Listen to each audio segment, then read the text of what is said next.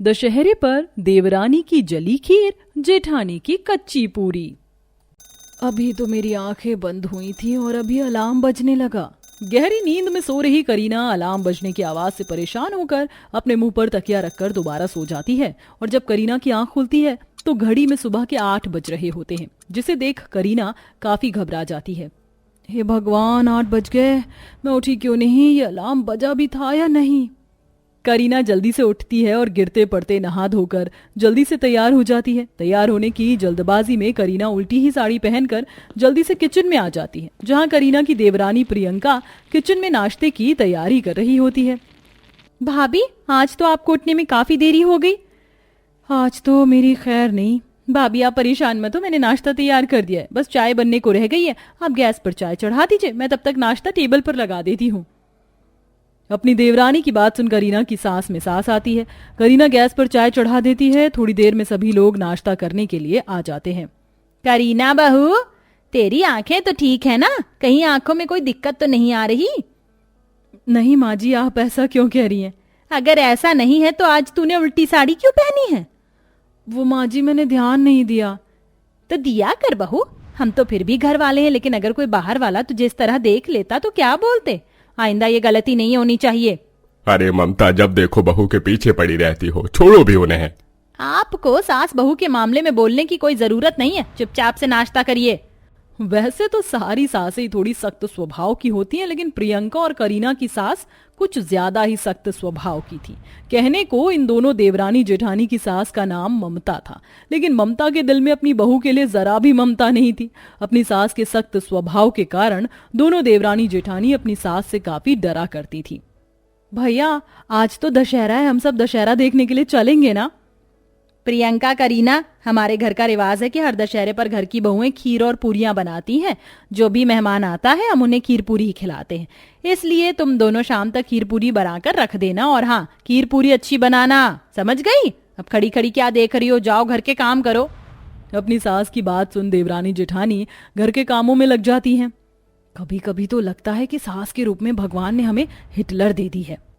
मैं तो कह रही हूँ जल्दी से घर के सारे काम खत्म कर हम दोपहर से ही खीर पूरी बनाने में लग जाते हैं, शाम तक तो सब बन ही जाएगा।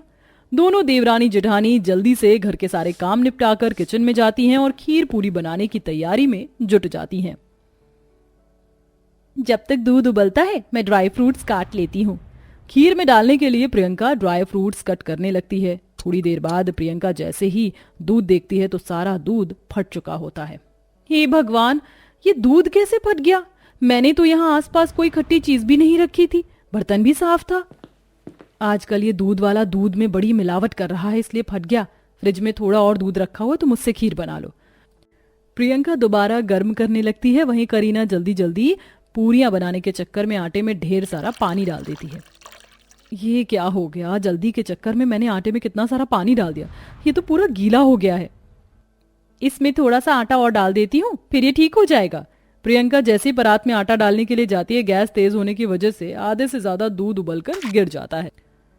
किस्मत ही खराब है। सोचा था तेज गैस पर जल्दी दूध उबलेगा तो जल्दी खीर बनकर तैयार हो जाएगी, लेकिन ये तो आधे से ज्यादा दूध गिर गया। अब तो लगता है दुकान से दूसरा दूध लेकर आना पड़ेगा। प्रियंका दूध लेने के लिए चली जाती है। वहीं अब जैसे तैसे कर करीना आटा गूंथ लेती है और एक बड़ी सी कढ़ाई में ढेर सारा तेल डालकर पूरियां बेलकर उसमें डालने लगती है, लेकिन तेल ठंडा होने की वजह से पूरियां बिल्कुल भी नहीं फूलती। सही कहा है किसी ने कि जल्दी का काम शैतान का होता है। जल्दबाजी के चक्कर में मैंने ठंडे तेल में ही पूरियां डाल दी। लगता है आज तो माँ जी से खूब डांट पड़ने वाली है।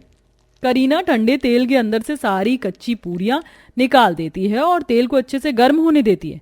तेल गर्म होने के बाद जैसे ही करीना उसमें दोबारा से पूरियां डालती हैं तो पूरियां फूलने की बजाय फटने लगती हैं। ये क्या हो रहा है? ये पूरी ऐसे फट क्यों रही है? लगता है आटा ठीक से गुथा नहीं, गीला होने की वजह से ठीक से पूरियां फूल नहीं पा रही हैं। अब तुम्हें दोबारा से ठीक तरीके से आटा गूंथना पड़ेगा। बेचारी करीना अब दोबारा से आटा गूंथने लगती है। वहीं इस बार प्रियंका ठीक से दूध गर्म कर लेती है और खीर बनाकर उसे गैस पर रख देती है। इस बार कोई भी गड़बड़ नहीं हुई। अब 10 मिनट में खीर बनकर तैयार हो जाएगी। प्रियंका गलती से गैस की तेज आंच पर खीर का पतीला रखकर बर्तन धोने लग जाती है कि तभी तेज आंच होने की वजह से प्रियंका की बनाई हुई खीर नीचे से जलने लगती है। प्रियंका, तुम्हें कुछ जलने की बदबू नहीं आ रही है क्या? आ तो रही है लेकिन समझ में नहीं आ रहा कहाँ से आ रही है। प्रियंका इतना बोलकर जैसे ही अपनी खीर की तरफ देखती है तो उसे पता चल जाता है कि उसकी खीर पतीले में लगने लग गई है। प्रियंका भागते हुए जाती है और गैस बंद कर देती है, लेकिन तब तक काफी देर हो चुकी थी। पूरी खीर में से जलने की बदबू आने लगती है। ये क्या हो रहा है हमारे साथ? तुम्हारी पूरियां नहीं बन रही और ना ही मेरी खीर। अब मुझे दोबारा से खीर बनानी पड़ेगी। बेचारी प्रियंका को अब दोबारा से खीर बनाने की तैयारी करनी पड़ती है। वहीं करीना इस बार अच्छे से आटा गूंथ पूरी तलने लगती है और इस बार करीना की पूरियां भी अच्छे से फूल रही होती हैं। प्रियंका, कितनी अच्छी खुशबू आ रही है ना पूरियों में से, जरा खाकर तो देखो कहीं कोई कच्ची तो नहीं रह गई है। प्रियंका जैसे ही करीना की बनाई हुई पूरियां खाती है, तुमने पूरियों में नमक नहीं डाला और ना ही इसमें अजवाइन है। तुम्हें पता है ना कि माँ जी सिर्फ अजवाइन और नमक वाली पूरियां खाती हैं। प्रियंका की बात सुन करीना जैसे ही अपनी बनाई हुई एक पूरी खाती है, हे भगवान, ये क्या हो गया? मुझसे जल्दी पूरियां बनाने के चक्कर में मैं तो आटे में अजवाइन और नमक डालना ही भूल गई। ऐसा लग रहा है इस दशहरे पर रावण के साथ साथ हम दोनों भी जलने वाली हैं। माँ जी आज हमें छोड़ने वाली नहीं है। करीना उन पूरियों को एक डब्बे में इकट्ठा कर लेती है और पास ही बने मंदिर के बाहर बैठे सभी जरूरतमंद लोगों में और पूरियों को बांट कर वापस आ जाती है और अब दोबारा से पूरियों के लिए आटा गूंथने लगती है। कम से कम इस बार तो खीर बन गई और जली भी नहीं। अब जल्दी से इसे ले जाकर दूसरी स्लैब पर रख देती हूँ। प्रियंका जैसे ही खीर का पतीला ले जाने लगती है कि तभी फर्श पर पानी पड़े होने की वजह से करीना का पैर फिसलता है। प्रियंका तो गिरने से बच जाती है, लेकिन उसके हाथ से खीर का पतीला छूटकर जमीन पर गिर जाता है और प्रियंका की इस बार की मेहनत भी बेकार होती है। इन सब में दोपहर के 2 बजे से शाम के 6 बज जाते हैं, लेकिन ना ही तो देवरानी की खीर तैयार होती है और ना ही जेठानी की पूरियां। मन तो कर रहा है इस किचन की खिड़की से कूदकर भाग जाऊं, आज तो हमारी खैर नहीं। देवरानी जेठानी के पास अब मुश्किल से 1 घंटा बचा होता है, जिसके चलते अब दोनों देवरानी जेठानी खीर और पूरियां बनाने में काफी जल्दबाजी करती हैं। जल्दी से खीर बनाने के चक्कर में प्रियंका की एक बार फिर खीर जल जाती है। वहीं करीना की पूरियां जगह जगह से कच्ची रह जाती हैं। ये सब देख दोनों सर पकड़कर बैठी होती हैं कि तभी उनकी सास ममता आती है। क्या बात है, तुम दोनों ने तो समय से खीर पूरियां तैयार कर ली। जरा चख लेती हूँ, कहीं कोई कमी तो नहीं रह गई। ममता जैसे ही करीना की बनाई हुई पूरियां खाती है तो फौरन निवाला थूक देती है। ये कैसी पूरियां बनाई है तूने? सारी की सारी कच्ची हैं। क्या तुझे पूरियां बनाना भी नहीं आता है? अब मेहमानों को क्या मैं ये कच्ची पूरियां खिलाऊंगी? इतना कहकर ममता जैसे ही अब प्रियंका की खीर खाती है, हे भगवान, सारी की सारी खीर जलाकर रख दी है। तुम दोनों को क्या कोई भी काम ढंग से करना नहीं आता? सिर्फ खीर पूरी बनाने के लिए बोला था तुमसे, ये भी नहीं बनी। मेरी हिम्मत मारी गई थी कि मैं तुम दोनों को अपने घर की बहू बनाकर ले आई। अरे तुम जैसी पढ़ी लिखी से अच्छी तो गांव की गवार लड़कियां होती हैं, घर के सारे काम तो अच्छे से कर लेती हैं, लेकिन तुमसे तो बस आराम करवा लो। न जाने कौन से ऐसे पाप किए थे मैंने जो तुम जैसी बहुएं मिली है मुझे। ममता अपनी दोनों बहुओं पर काफी चिल्लाने लगती है। ममता के चिल्लाने की आवाज सुन घर के बाकी सब लोग किचन में आ जाते हैं और बहुओं पर ममता को इस तरह चिल्लाता देख हरिश्चंद्र अब खुद को रोक नहीं पाते। न जाने क्या सोचकर तुम्हारे माँ बाप ने तुम्हारा नाम ममता रखा। अरे बहू की हालत तो देखो, सुबह से भूखी प्यासी किचन में लगी हुई है। ये जो उनकी पूरियां कच्ची और खीर जली है ना, इसका कारण भी सिर्फ तुम ही हो। तुम्हारे गुस्से के चलते उन दोनों ने जल्दबाजी में ये सब कुछ किया। अगर तुम इन्हें प्यार से समझाती तो इनसे ये गलती नहीं होती। पिताजी बिल्कुल ठीक कह रहे हैं। जब से भाभी इस घर में आई हैं तब से लेकर आज तक आपने एक बार भी भाभी से प्यार से बात नहीं की। वो दोनों हमेशा इस तरह डर के रहती हैं कि जैसे वो अपने ससुराल में नहीं बल्कि जेल में हो। इतना सख्तपन भी ठीक नहीं होता है माँ।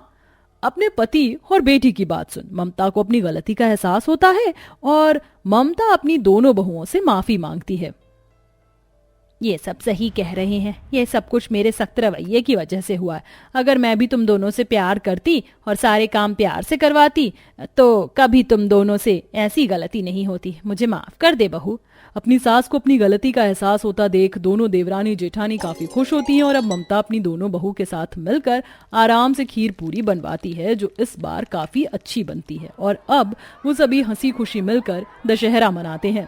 तो दोस्तों, कैसी लगी आपको हमारी ये कहानी? हमें कमेंट बॉक्स में कमेंट करके जरूर बताएं। साथ ही क्या आप भी हमारी स्टोरी से रिलेटेड किसी ऐसी हिटलर सास को जानते हैं तो हमें ये भी जरूर बताइए।